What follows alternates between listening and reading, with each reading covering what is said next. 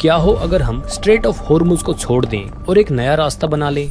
Instagram पर हर कोई यही सवाल पूछ रहा है, क्योंकि इस वक्त ईरान, अमेरिका और इजराइल के बीच जो भारी तनाव चल रहा है, उसमें ईरान ने पानी के इस छोटे से हिस्से को पूरी तरह से कंट्रोल कर रखा है। ये सिर्फ 21 माइल्स यानी 34 किलोमीटर चौड़ा है, लेकिन ध्यान से सुनिए, पूरी दुनिया का 20% तेल हर दिन यहीं से होकर गुजरता है, हर एक दिन। और अभी ये पूरी तरह से ब्लॉक है। तो अब हम क्या करें? क्योंकि अगर इसे जल्द से जल्द फिक्स नहीं किया गया तो पेट्रोल और डीजल के दाम आसमान छूने लगेंगे और तेल 16,000 रुपए पर बैरल तक पहुंच सकता है।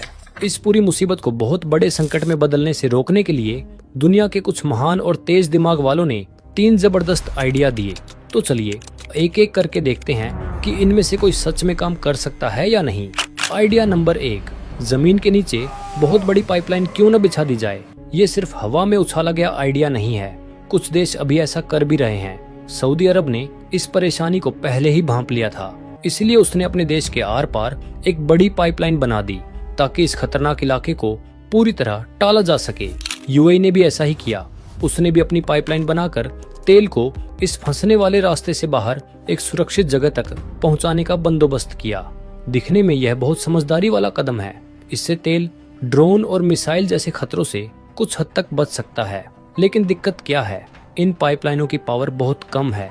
चाहे इन्हें दिन रात 24 घंटे चलाया जाए, फिर भी ये डेली करीब 2 करोड़ बैरल तेल का सिर्फ छोटा सा हिस्सा ही ढो सकती है, जो कि बहुत कम है, जिसकी दुनिया को जरूरत है। दुनिया की सारी पाइपलाइनें मिलकर भी इस प्रॉब्लम को पूरी तरह सॉल्व नहीं कर सकती। बाकी बचे तेल के लिए हमें फिर भी उन्हीं बड़े लोहे के जहाजों पर निर्भर रहना पड़ेगा, जिन्हें उस खतरनाक रास्ते से निकलना होगा। तो पाइपलाइन एक अच्छा बैकअप जरूर है, लेकिन यह असली समस्या का पूरा हल नहीं है। और यहाँ एक बात है जो बहुत कम लोग जानते हैं, कच्चे तेल को पाइपलाइन में बहाना उतना आसान नहीं होता जितना नल या पाइप खोल देना। कच्चा तेल बहुत गाढ़ा, चिपचिपा और भारी होता है, जिसे आप ठंडी जमी हुई मीठी चाशनी की तरह समझ सकते हैं, जिसको आप एक बहुत लंबे पाइप से धकेलने की कोशिश कर रहे हो। आप एक बार उसे धक्का देकर यह उम्मीद नहीं कर सकते कि वह अपने आप सैकड़ों या हजारों किलोमीटर चल पड़ेगा। इसके लिए पूरी पाइपलाइन के रास्ते में थोड़ी थोड़ी दूरी पर विशाल पंपिंग स्टेशन बनाने पड़ते हैं। ये पंपिंग स्टेशन दरअसल बड़े शोर वाले कारखानों जैसे होते हैं, जो तेल को लगातार आगे धकेलते रहते हैं।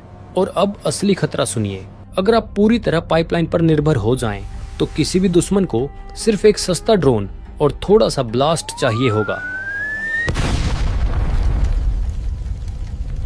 वह एक ही पंपिंग स्टेशन उड़ा